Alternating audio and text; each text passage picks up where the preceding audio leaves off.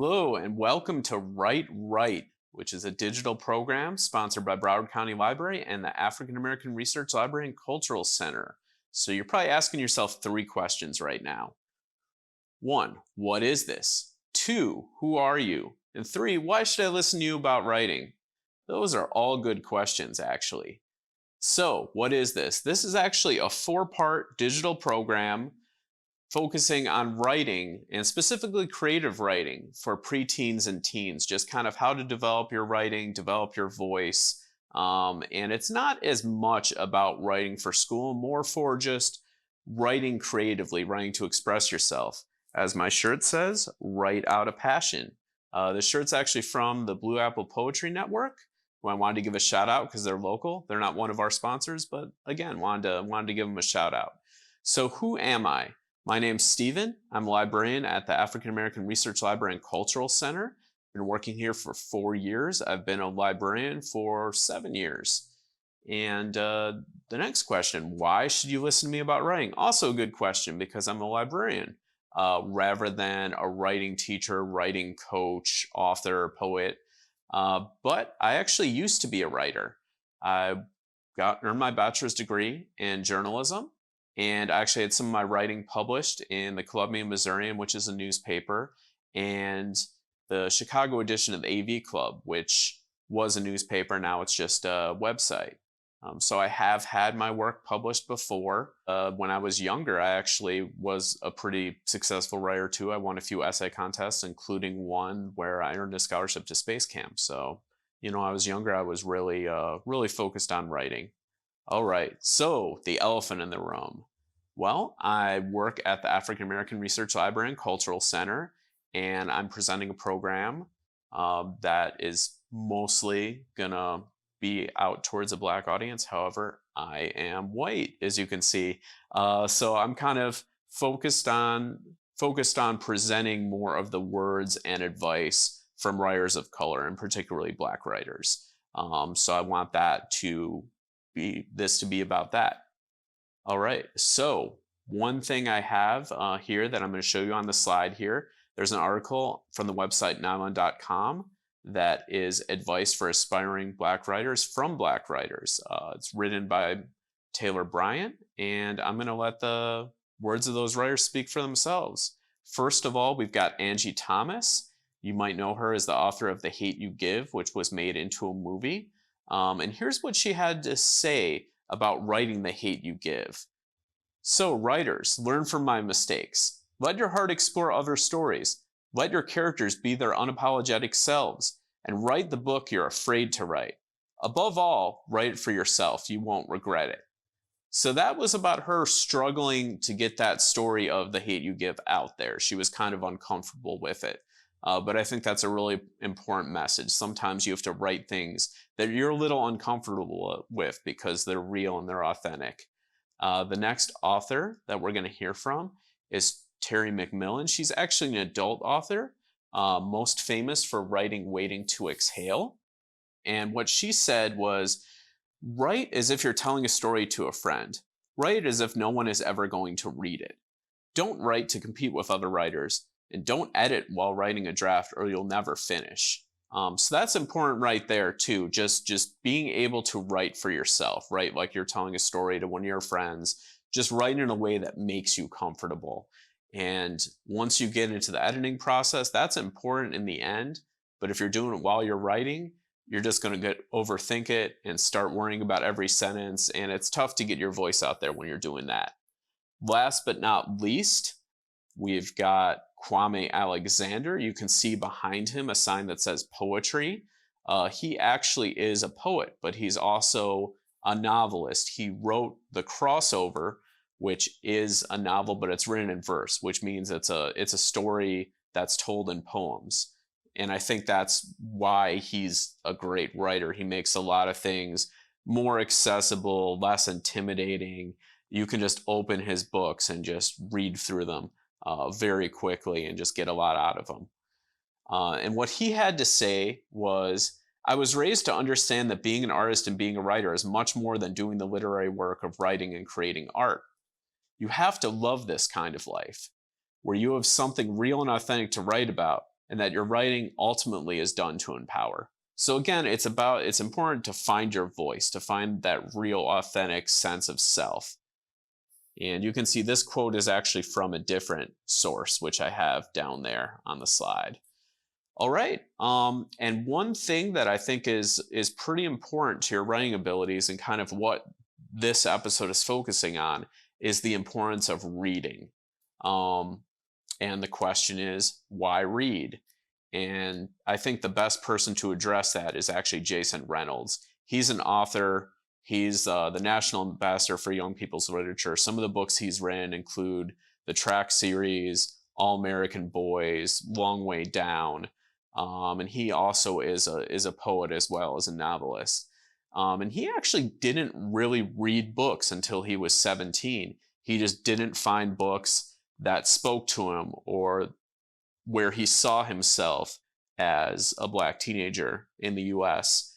And he kind of set out to sort of write those books. But he also eventually, when he was in his late teens, found some of those books. So I think if you're able to start reading and finding those books now that speak to you, then you're actually ahead of someone who is a great and successful writer. But what he had to say is reading is an opportunity for you to know that you are not alone and you don't have to feel ashamed about who you are. And if you're reading a book outside of yourself, you also know you don't have to be afraid of who you're not. The world is big and small, and the books sort of help us navigate this big and small space. So I think that's just a great summary of what writing can do, because you can see yourself in a book, or you can see someone not like you in a book, but start to understand their experiences a little better. I also put on this slide, because I think it's important to remember, comic books and graphic novels are still reading. I know in school, there's a lot of you need to read to your level, or you need to read this specific thing or that specific thing, but that's not your free time. Comic books and graphic novels, you're still getting vocabulary from, you're still learning things from, and there's just a lot of great comic books and graphic novels out there. So now that we're talking about reading, we've got some resources for you.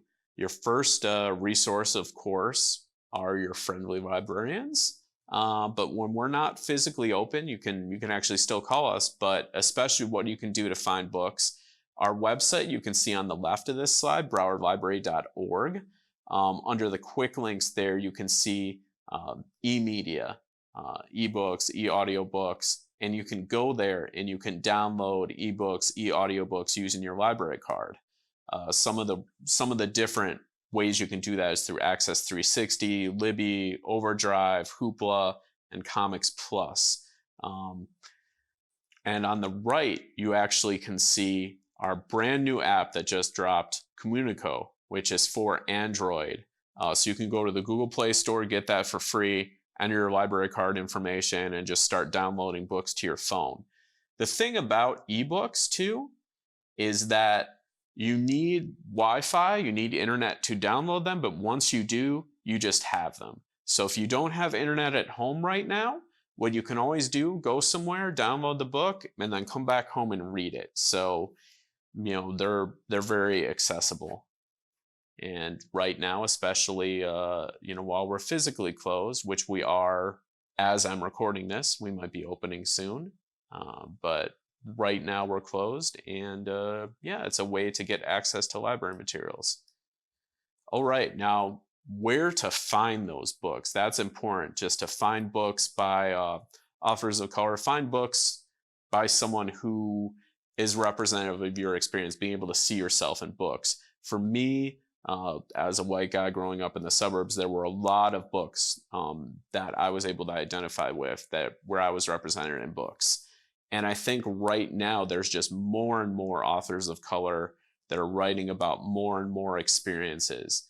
And a great place to look up those is the website We Need Diverse Books. That's diversebooks.org. They've got a resources area there where there's a lot of different book lists. So that's something that you can take a look at and find books. And again, once we're physically open, you can always talk to librarians at your local library. Or right now you can call us as well. but Diverse Books is a great website to look at. Also, I wanted to mention a few writers that you can follow online through Twitter or Instagram or even their website. The first one is Tomi Adeyemi. She is actually a fantasy writer. She wrote Children of Blood and Bone. That's her most famous work, and it's going to be made into a movie soon. So you can be ahead of your friends and read the book, and when the movie comes out, you can say, "Oh, I read the book first." But another thing about her, she on her website actually has an area with resources for aspiring writers, just different resources and tips you can use. Next is Kwame Alexander, who I mentioned earlier. Like I said, he's a poet and a novelist. So that's where to follow him on Twitter and Instagram on this slide. Jason Reynolds, who I mentioned with that quote, as I mentioned, he's the National Ambassador for Young People's Literature. But another cool thing he does, he actually, and it's not listed up here, but if you go to the Library of Congress YouTube channel, he actually has a series of videos that are only like 1.5 minutes, 2 minutes long each, where he talks about different tips for writing. So that's a great place to go, just for something quick and easy. Last but not least is Nick Stone. Nick Stone wrote a book called Dear Martin, which was particularly excellent. It's about a teenager named Justice who experiences racism and police brutality, and he starts writing letters to Martin Luther King Jr., kind of about his experiences. And it's a really well-written book. It was actually her first book, which was pretty impressive. But that's her information there, how to catch up with what she's working on. And actually, that is it for this episode. Next episode, I'm going to get a little more technical. I just wanted to focus on some writers who can inspire you, and just kind of the inspiration behind writing and what I'm trying to do with this series. So the next episode is going to be a little more technical. It's going to be about brainstorming and writing prompts. So thank you for watching, and hope to see you next time. Bye.